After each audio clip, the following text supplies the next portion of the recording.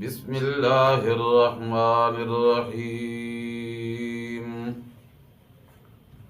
الذین آتیناہم الکتاب یتلونہ حق تلاوتہ اولئک یؤمنون بہ ومن یکفر بہ فاولئک هم الخاسرون یا بنی اسرائیل اذکروا نعمتی التی انعمت علیکم وانی فضلتکم علی العالمین واتقوا یوما لا تجزی نفس عن نفس شیئا ولا يقبل منها عدل ولا تنفعها شفاعة ولا هم ينصرون۔ وہ لوگ جن کو دی ہم نے کتاب، یتلونہ پڑھتے ہیں اسے، حق تلاوتہ جیسے حق ہے اس کی تلاوت کرنے کا، اس کے پڑھنے کا، اولئک یؤمنون بہ یہی وہ لوگ ہیں جو ایمان رکھتے ہیں ساتھ اس کے، ومن یکفر بہ اور جو انکار کرے اس کا، فاولئک هم الخاسرون پس یہی وہ لوگ ہیں خسارہ پانے والے، نقصان اٹھانے والے۔ یا بنی اسرائیل، اے حضرت یعقوب علیہ السلام کی اولاد بنی اسرائیل، اذکروا نعمتی یاد کرو تم میری نعمتوں کو، التی انعمت علیکم خاص کر وہ نعمت جو میں نے تم پہ بطور انعام کی، وانی فضلتکم علی العالمین اور میں نے فضیلت دی تمہیں جہان والوں پر اپنے زمانے میں۔ واتقوا یوما اور ڈرو تم اس دن سے، لا تجزی نفس عن نفس شیئا نہیں کام آئے گا کوئی نفس کسی نفس سے کچھ بھی، کوئی انسان کسی انسان کے کچھ بھی، ولا يقبل منها عدل اور نہیں قبول کیا جائے گا اس سے کوئی مال بدلہ، ولا تنفعها شفاعة اور نہ نفع دے گی اسے سفارش، ولا هم ينصرون اور نہ ہی وہ مدد دیے جائیں گے۔ سبحانک لا علم لنا الا ما علمتنا انک انت العلیم الحکیم۔ اللہم صل علی سیدنا و مولانا محمد وعلی آل سیدنا و مولانا محمد وبارک وسلم ثم صل علیہ۔ سورہ البقرہ کی 3 آیات مبارکہ، آیت نمبر 121، 22، 23 آج کا ہمارا سبق ہے، جو لفظی ترجمے کے ساتھ آپ نے سماعت فرمایا۔ گزشتہ سبق میں پہلی آیت کا لفظی ترجمہ ہم نے کیا تھا، اور آج انشاءاللہ اس آیت کے ماحصل پہ کچھ تھوڑا سا معروضات پیش کرنی ہیں، اور آیت نمبر 122 اور 23 کو سمجھنا ہے۔ اللہ رب العالمین نے امام الانبیاء صلی اللہ علیہ وسلم کو تسلی دیتے ہوئے فرمایا تھا، میرے محبوب پیغمبر انا ارسلناک بالحق بشیرا و نذیرا، آپ ان کی ریشہ دوانیوں سے، ان کے ہیلوں اور ہتھ کنڈوں سے، یہود و نصارہ کی سازشوں اور ان کی حکم عدولیوں سے پریشان نہ ہوا کریں۔ یہ جو کبھی کوئی تقاضا، کبھی کوئی تقاضا، کبھی کہتے ہیں لولا یکلمنا اللہ، اللہ آپ سے باتیں کرتا ہے، ہم سے کیوں نہیں باتیں کرتا؟ اور اگر آپ سے ہی اللہ کی باتیں ہونی ہیں تو تاتینا آیا، پھر کوئی ایسی واضح نشانی ہو جس نشانی کو دیکھ کر ہمیں یقین ہو جائے کہ واقعتاً آپ اللہ کے رسول ہیں اور یہ اللہ کی کلام ہے، وہ نشانی بطور دلیل آ جائے۔ یہ مطالبے ان کے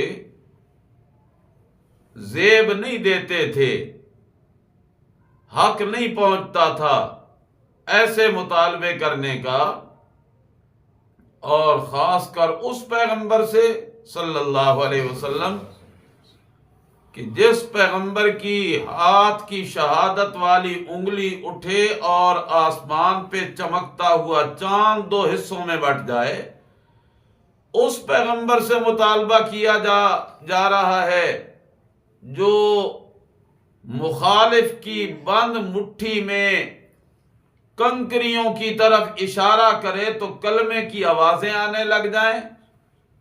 حق نہیں پہنچتا تھا، زیب نہیں دیتا تھا، لیکن پھر بھی انہوں نے تقاضے کیے، مطالبے کیے تو دل تو پریشان ہوتا تھا۔ اللہ اتنا کچھ انہیں دکھا بھی رہا ہوں، یہ دیکھ بھی رہے ہیں، پھر بھی نہیں مان رہے۔ اللہ نے فرمایا میرے پیغمبر پریشان ہونے کی ضرورت نہیں، انا ارسلناک بالحق، ہم نے آپ کو اپنا رسول بنایا ہے، اور جس کے سر پہ ہم نبوت کا تاج رکھ دیں، ساری کائنات مل بھی جائے تو اس تاج کو چھین نہیں سکتی۔ بشیرا و نذیرا، پھر آپ دو کام کرتے ہیں، جو آپ کے قریب آتا ہے اس کو جنت کی نعمتوں کی بشارتیں دیتے ہیں، اور جو آپ سے دور بھاگتا ہے اس کو آپ جہنم کے عذاب کے ڈراوے سناتے ہیں۔ پھر آپ نے تو اپنا کام کر دیا میرے پیغمبر، اب اگر کوئی کرتا ہے مخالفت اور بنتا ہے جہنم کا ایندھن تو آپ نہ پریشان ہوا کریں، آپ سے دن قیامت کے ان کے بارے میں پوچھا نہیں جائے گا۔ رہی یہ بات کہ یہ اتنا کچھ دیکھنے کے باوجود اور خود منہ مانگی چیزیں سامنے آ جانے کے باوجود پھر کیوں نہیں مطمئن ہوتے؟ اللہ نے کہا میرے محبوب پیغمبر لن ترضى عنك اليهود ولا النصارى، جگاؤ جی، نہ یہودی خوش نہ نصرانی خوش، اور کب ہوں گے خوش؟ حتی تتبع ملتہم۔ لیکن میرے محبوب پیغمبر ان کی ملت کی پیروی کا اگر دل میں ارادہ بھی بن گیا نا، چاہت بھی آنے لگ گئی، تو پھر اللہ کی رضامندی نہیں ناراضگی آنے لگ جائے گی، اور رب ناراض ہو جائے تو سارا جہان بھی راضی رہے فائدہ کھ نہیں۔ ما لک من اللہ من ولی ولا نصیر۔ لیکن وہ کہنے والا کہتا ہے نا، خدا پنج انگشت را یکساں نہ کرد، سمجھو ذرا فارسی، خدا پنج انگشت را یکساں نہ کرد، اللہ نے 5 انگلیوں کو برابر نہیں بنایا، کوئی چھوٹی، کوئی اس سے بڑی، کوئی اس سے بڑی، پھر چھوٹی، پھر چھوٹی، پھر کسی کا نقشہ پتلا ہے، کسی کا اس سے ذرا موٹا ہے، پھر کوئی اور موٹی ہے، پھر حجم بھی چھوٹا، حلقہ بھی بڑا۔ یہ اللہ کی اپنی مرضی ہے۔ سارے یہودی ایک جیسے نہیں، سارے نصرانی ایک جیسے نہیں، بعض خوش قسمت اور بعض بد قسمت۔ جو خوش قسمت تھے ان کا حال یہ کہ آپ کے چہرے کو دیکھا، آپ کی آمد کی خبر ملی، پہلی نظر پڑی چہرہ محمدی پہ صلی اللہ علیہ وسلم، قسم اٹھا کے کہنے لگے مجھے قسم ہے اس ذات کی جس کے قبضہ قدرت میں میری جان ہے، انہو لیس بوجہ کذاب، یہ جھوٹا چہرہ نہیں، انہو لیس بوجہ کذاب، یہ کسی جھوٹے کا چہرہ نہیں، چہرہ جھوٹا نہیں، چہرے والا بھی جھوٹا نہیں، سچا چہرہ ہے، سچے کا چہرہ ہے۔ اللہ نے ایمان کی توفیق دے دی، مان گئے۔ یہ وہ خوش قسمت تھے۔ اور ہر زمانے میں جس کی قسمت اور مقدر کا ستارہ رب چمکانے لگے، قریب زمانے میں برطانیہ میں ایک عبداللہ نامی شخص گزرا، تھا بھی شاہی خاندان کا، ملکہ وکٹوریہ اس کے شاہی خاندان کا فرد ہے، اور مسلکاً مذہباً عیسائی مذہب رکھنے والا تھا، عیسائیت کا پرچارک تھا، ان کا بہت بڑا پادری تھا۔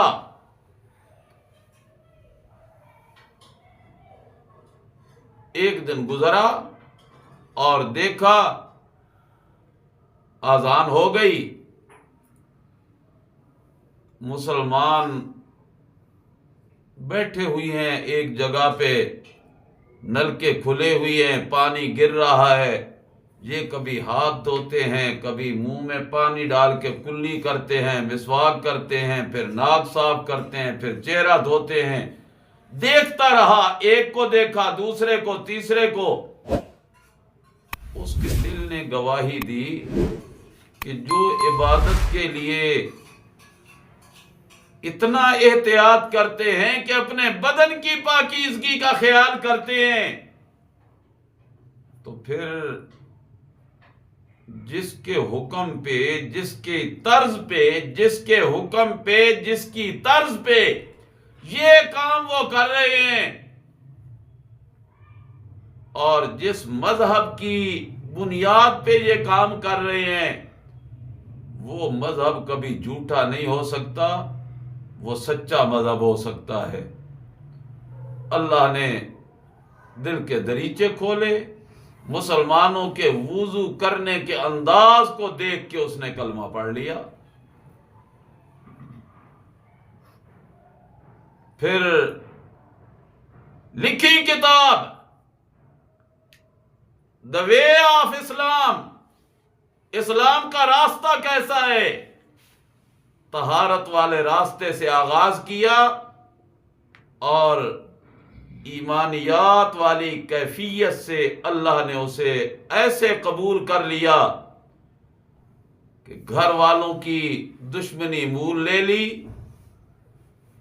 اپنے خاندان کی قرابت داریوں کو دوریوں سے بدل جانا قبول کر لیا، لیکن اسلام کا دامن چھوڑنے کے لیے روادار نہ ہوا۔ اور بالکل قریب زمانے میں حضرت پیر و مرشد سید عنایت اللہ شاہ صاحب بخاری رحمت اللہ تعالی علیہ حضرت قاضی شمس الدین صاحب رحمت اللہ تعالی علیہ، حضرت شیخ القرآن مولانا غلام اللہ خان رحمت اللہ تعالی علیہ، ان تین بزرگوں کی مجلس میں آنے والا 14 سال 12 سال کا بچہ پروفیسر غازی مولانا عبد الرؤوف مرحوم بھوچال والے چھپ چھپ کے ان کا واز سنا، درس سنا، اور ایسا دل پہ اثر ہوا کہ ان سے پوچھ کے قاضی شمس الدین کے پاس گئے، پھر وہاں سے سید عنایت اللہ شاہ بخاری کے پاس آئے، وہاں سے پھر راول پنڈی مولانا غلام اللہ خان کے پاس آئے، پھر ایسی کایا پلٹی، ایسا دل پلٹا کہ پھر انہی کا ہو کے رہ گیا، اور آخری دم تک اسی مذہب کو حق سمجھتے ہوئے اپنی جان آفری کی حوالے کی۔ اللہ بتلانا یہ چاہتے ہیں کہ سارے یہودی ایک جیسے نہیں، سارے نصرانی ایک جیسے نہیں، ان میں سے بعض بڑے خوش قسمت، اور جو خوش قسمت تھے ان کا حال کیا؟ الذین آتیناہم الکتاب، پڑھی انہوں نے کتاب تورات، پڑھی انہوں نے کتاب انجیل، لیکن پڑھی ایسے کہ حق تلاوت ہی، جیسے پڑھنے کا حق ہے۔ غور کیا تورات میں، غور کیا انجیل میں۔ تورات میں میرے محمد کریم کی نشانیاں موجود، نشانیاں پیغمبر کریم کی تو ہیں ہی صلی اللہ علیہ وسلم، پیغمبر کریم کی پاکیزہ جماعت کی علامتیں اور نشانیاں بھی موجود، جنہیں رب کریم نے سورۃ فتح کی آخری آیت میں فرمایا ذالک مثلہم فی التوراۃ ومثلہم فی الانجیل، ان کی مثالیں اللہ نے تورات میں بھی بیان کی، انجیل میں بھی بیان کی، ان کے حلیے اور نقشے اور ان کی عبادت کے طریقے بھی اللہ کریم نے بیان کیے۔ کبھی رب کریم نے فرمایا تراہم رکعا وسجدا یبتغون فضلا من اللہ ورضوانا، کبھی اللہ کریم نے فرمایا اشداء علی الکفار، کبھی اللہ کریم ان کی نشانیاں بیان کرتے ہوئے فرماتے رحماء بینہم، آپس میں بڑے رحم دل ہیں، شیر و شکر ہیں۔ ان کی نشانیوں کو دیکھ کے پیغمبر کریم صلی اللہ علیہ وسلم کی علامات کو دیکھ کے انہوں نے حق ادا کیا۔ اس کی تلاوت کا کیا مطلب؟ زبان سے تلاوت کرنا بمانے اتباع کرنا، جو پڑھا تو اس کے اوپر عمل بھی کیا۔ اللہ کریم فرماتے آتیناہم الکتاب یتلونہ حق تلاوتہ، یعنی یتبعونہ حق اتباعہ، معنی سمجھ آیا؟ یتلونہ یتبعونہ حق تلاوتہ حق اتباعہ، انہوں نے تلاوت کی یعنی اتباع کی، مان لیا کتاب کو۔ اور ہمیں بھی حکم کیا ہے کہ اللہ کہتے ہیں میں نے عطا کر دی ہے تمہیں کتاب، کتاب وہ دی جو ساری کتابوں سے اعلیٰ، اور اس پیغمبر کے قلب اطہر پہ اتاری جس کا سینہ کائنات کے سارے سینوں سے اعلیٰ سینہ، لہذا تمہیں بھی اس حق کو نبھانا ہوگا۔ قرآن کریم اللہ کا کلام ہے، اس کے کچھ حقوق ہمارے بھی ذمے ہیں، جن حقوق کی ادائیگی لازم ہے، ضروری ہے۔ ان میں پہلا حق ہے قرآن کریم کی تلاوت کرنا جیسے تلاوت کرنے کا حق ہے۔ اور وہ تلاوت ہوتی کیسے ہے؟ جیسے رب کریم نے اپنے محبوب پیغمبر کو کہا نا وَرَتِّلِ الْقُرْآنَ تَرْتِيلًا، ٹھہر ٹھہر کے، سہل سہل کے، سوچ سوچ کے، سمجھ سمجھ کے اسے پڑھنا ہے۔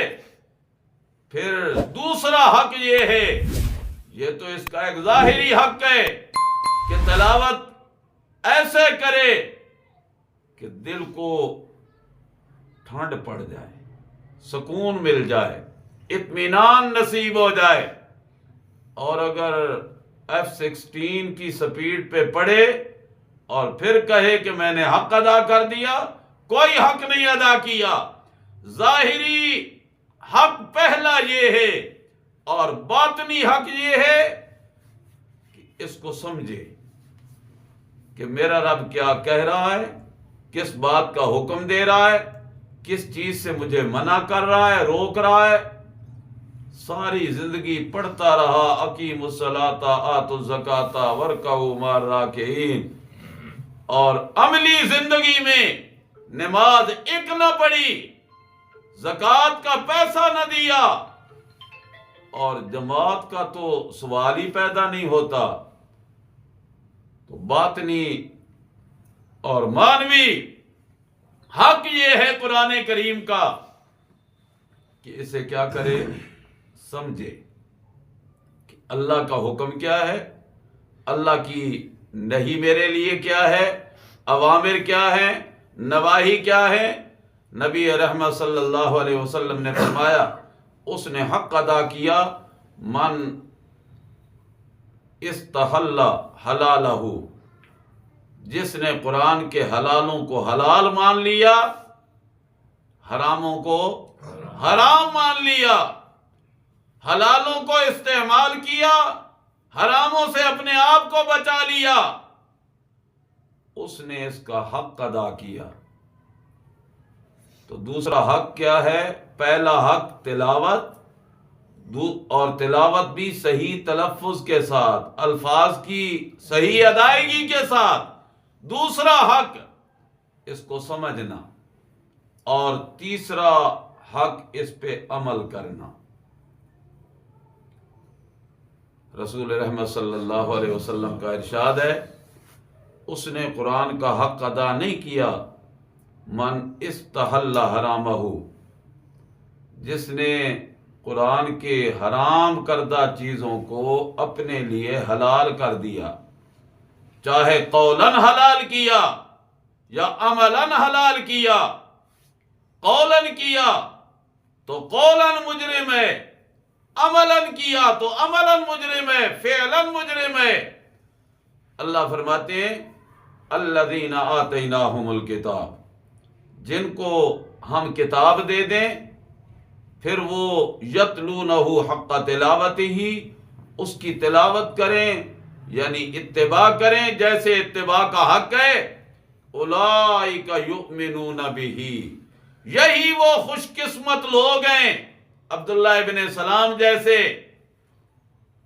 غازی عبداللہ جیسے، پروفیسر جیسے، غازی اسلام جیسے، یہ وہ خوش قسمت لوگ ہیں جو 14ویں صدی میں بھی آئے تو انہوں نے اس کا حق ادا کیا، اور رسول اللہ کے زمانے میں تو جس نے حق ادا کیا ان کا تو کہنا ہی کیا ہے، وہ تو اتنے محتم بشان بنے کہ ان کی اس حق کی ادائیگی کو اللہ نے میرے آپ کے لیے معیار بنا دیا، اور کہہ دیا، ان آمنوا بمثل ما آمنتم بہ فقد اہتدوا وان تولوا فانما هم فی شقاق۔ اللہ فرماتے ہیں، اولئک یؤمنون بہ، جنہوں نے تلاوت کا حق ادا کیا نا، ظاہری حق بھی ادا کیا، باطنی حق بھی ادا کیا،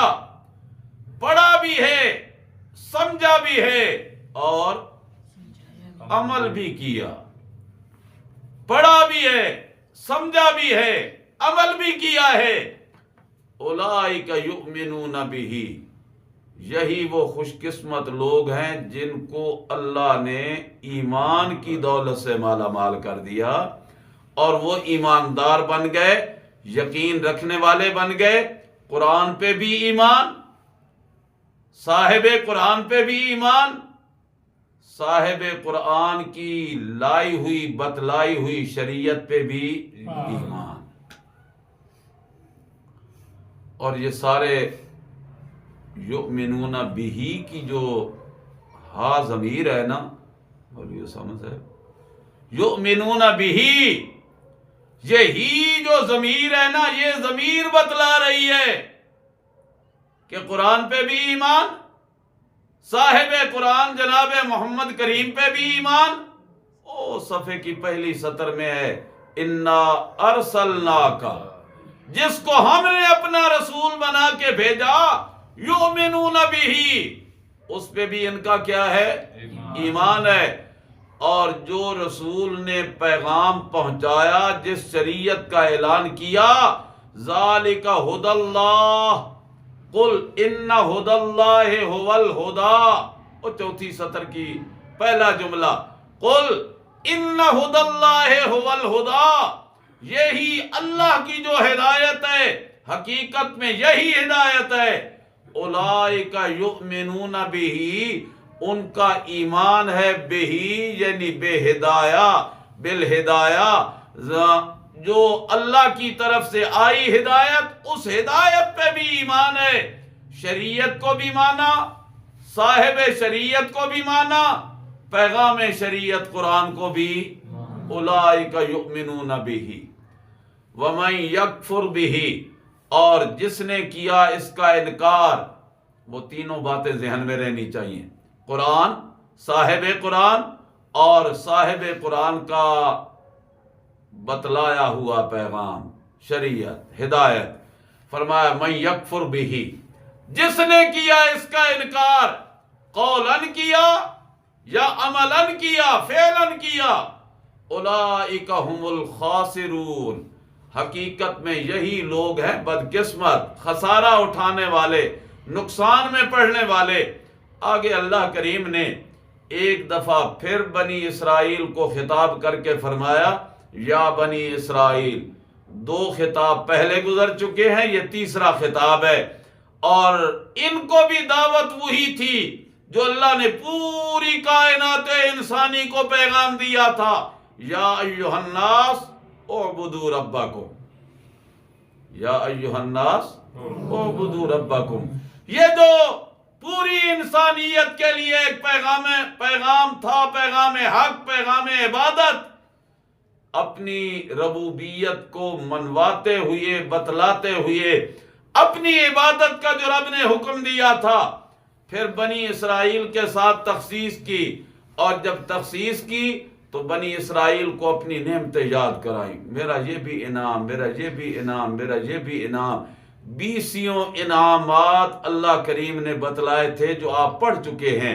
یہ تھوڑا انعام تھا کہ بہتے ہوئے دریا میں لکڑی کی لاٹھی پڑے اور ایک نہیں 12 خشک راستے بن جائیں، بنی اسرائیل کے سارے قبیلے پار ہو جائیں، اور جب وہ لاؤ لشکر سمیت فرعون پیچھے آئے، اللہ کہہ دے پانی کو کہ اترک البحر رہوا، پھر چلنا شروع کر، سارے کے سارے وہاں پہ غرق ہو جائیں، اور اللہ فرمائے انتم تنظرون، تم وہ منظر دیکھ رہے تھے نا کہ وہ فلاں پانی اوپر آ گیا، وہ فلاں آ رہا ہے پانی اوپر آ گیا، وہ بھی غرق، وہ بھی غرق، حتیٰ کہ 60,000 کا جمع غفیر اور بڑا لشکر پانی کی لہروں کی لپیٹ میں آیا اور تباہ و برباد ہو گیا۔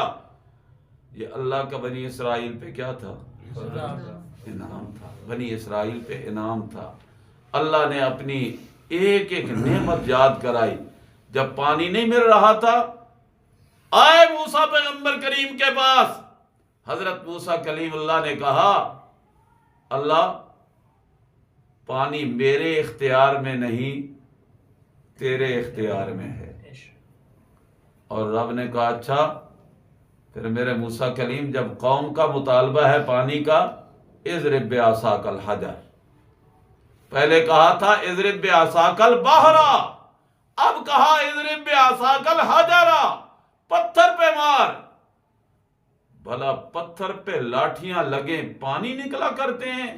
کوئی نہ، تجربہ کر لو، کسی پتھر کو پیٹ دو، لکڑی کے ڈنڈے سے نہیں، لوہے کے ڈنڈے سے ٹکڑے تو ہو جائے گا، قطرہ شاید نہ نکلے، لیکن اللہ نے انعام بنی اسرائیل کے لیے کیا کیا کہ لاٹھی کی ضرب ایک لگی چشمے 12 نکل آئے. قد علم کل اناس مشربہم. سبحان اللہ، سبحان اللہ نے اپنی نعمتیں یاد کرائیں. پھر ڈراوے بھی دیے، نہیں مانو گے تو یہ آ جائے گا، کبھی مینڈکوں کا عذاب، کبھی دم اور خون کا عذاب، کبھی چچڑیوں کا عذاب، کبھی جوؤں کا عذاب، کبھی سر میں پڑے کبھی کپڑوں میں پڑے. برتن اٹھاتے بھر جاتے بکوڑوں سے، خون آلود ہو جاتے. پھر آئے موسیٰ علیہ السلام کے پاس، اپنے رب سے التجا کرو یہ عذاب ہم سے ہٹائے. اللہ فرماتے ہیں ڈراوے بھی دیے، اپنی نعمتیں بھی یاد کرائیں، اور بیسیوں. اب اللہ کریم اعادہ کر رہے ہیں، ذرا میری نعمتوں کو یاد کرو نا، میرے ڈراووں کو ذہن میں رکھو نا. اور نعمتوں میں سب سے بڑی نعمت،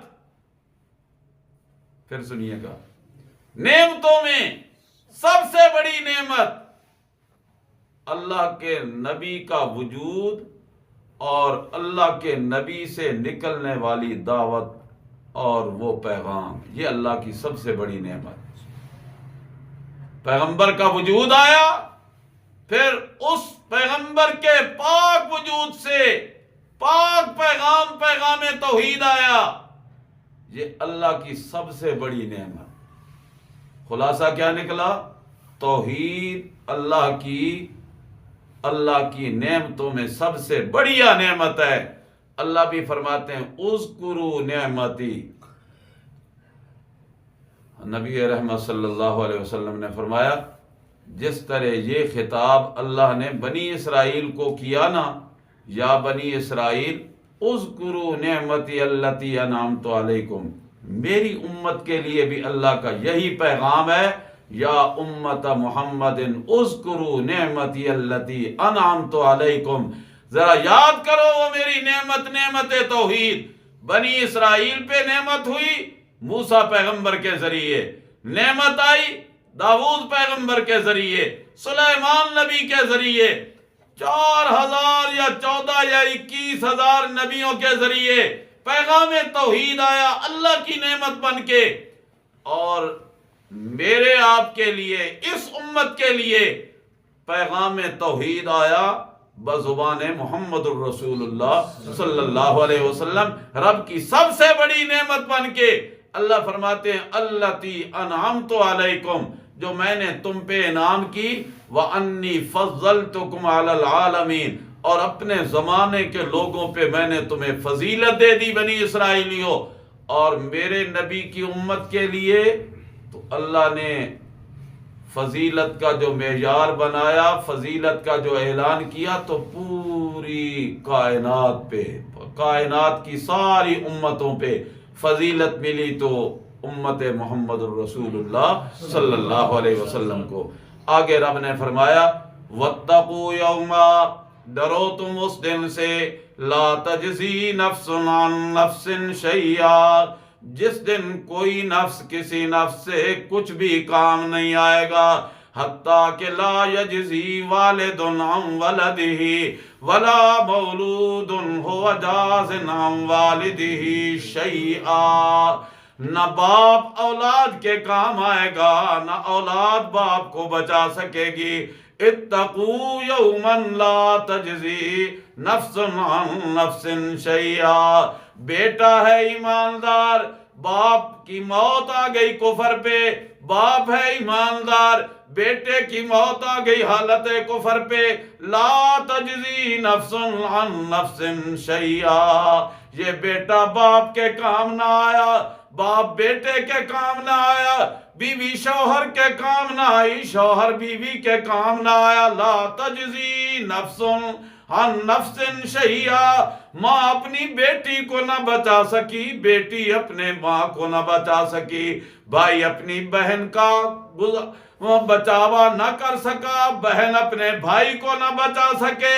لا تجزی نفس عن نفس شیئا. ہاں اگر ایمان کی دولت دونوں کو نصیب ہو گئی، عمل کی دولت دونوں کو نصیب ہو گئی، اور اگر کوئی کمی بیشی ہو گئی اللہ کریم اجازت دے دیں گے، اور رب کی اجازت جب مل جائے گی تو سفارش بھی ہونے لگ جائے گی، کامیابی کا پروانہ بھی ملنے لگ جائے گا۔ وَلَا يُقْبَلُ مِنْهَا عَدْلٌ، پہلی بات لا تجزی نفس عن نفس شیئا، دوسری بات فرمایا لا يقبل منها عدل، مال بھی قبول نہیں کیا جائے گا، تو ہوئے گا صحیح؟ ہوئے گا بھی نہیں کسی کے پاس۔ سکندر جب گیا دنیا سے دونوں ہاتھ خالی تھے، یہی وجہ ہے کہ کپڑوں کی تو تین تین جیبیں لگوانے والے لگواتے ہیں، اور کفن کی ایک جیب بھی نہیں ہوا کرتی، تاکہ کسی کو کوئی مغالطہ نہ لگ جائے۔ لا يقبل منها عدل، اور اگر کوئی سر پھرا عقل کا کورا یہ کہے کہ میں چلو 2 4 5 10 لاکھ روپیہ ساتھ رکھ دیتا ہوں، جب اٹھے گا دن قیامت کے تو لے کے پیش کر دے گا، اللہ تو فرماتے ہیں لا يقبل منها عدل، ذرا بھی قبول نہیں کیا جائے گا، ہوگا بھی نہیں کسی کے پاس۔ اور یہ 2 4 5 10 لاکھ کروڑ 2 ارب 2 یہ کیا ہے؟ اللہ فرماتے ہیں اگر کسی کے پاس ملء الارض ذہبا، زمین کا سارا منہ، نہ انسان اس کا طول سمجھ سکتا ہے نہ اس کے عرض کی پیمائش کر سکتا ہے، یہ سارا زمین کا منہ اگر بھر دیا جائے، اور وہ بھی کھوٹے سکوں سے نہیں، ذہبا کھرے سونے سے اگر بھر بھی دیا جائے، اور پھر کسی کی ملکیت میں دے دیا جائے، اور ملکیت میں دے کے کہہ دیا جائے کہ یہ پیش کر اور اپنی جان چھڑا لے، لن يقبل منہ، لن يقبل من احدهم ملء الارض ذهبا ولو افتدى به، فرض کرو کہ اگر وہ فدیے میں اتنا مال دے بھی دے، اللہ نے لو کہا، لو کہا، فرض کرو، ہونا نہیں کسی کے پاس، دے سکتا کوئی نہیں، مالک بن سکتا کوئی نہیں، اگر فرض کرو کوئی ہو بھی اور وہ سارے کا سارا پیش کر دے، اللہ فرماتے ہیں لن يقبل، ہرگز قبول نہیں کیا جائے گا، من احدہم، کسی ایک سے بھی، کیا اپنا کیا بیگانہ، کیا قریبی کیا بعیدی، فرمایا لا يقبل منها عدل، مال بھی قبول نہیں کیا جائے گا، ولا تنفعها شفاعت، اور سفارش بھی نفع نہیں دے گی، سفارش نفع تب دے گی جب یہ سفارش کا اہل ہوگا، پہلی شرط، جب یہ سفارش کا اہل ہوگا، اور اس کی سفارش کام آئے گی جس کو سفارش کرنے کی اجازت ملے گی۔ شرطیں 2 ذہن میں رہنی چاہیے، لا تنفعها شفاعت، ادھر سے اجازت نہ ملے، ادھر یہ اس کا اہل نہ ہو، اور پھر امید لگائے بیٹھا ہو کہ میرے بڑے سفارشی ہو جائیں گے، اور تسلی کس پہ رکھتے ہیں؟ وہ کہتے ہیں دعائیں مانگنے والے جو مانگتے ہیں،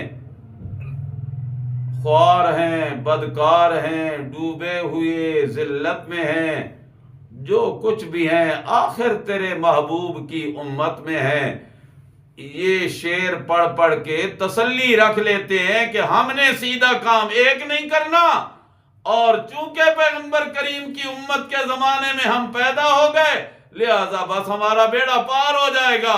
اللہ فرماتے ہیں لا تنفعها شفاعت، سفارش بھی نفع نہیں دے گی، وجہ کیا؟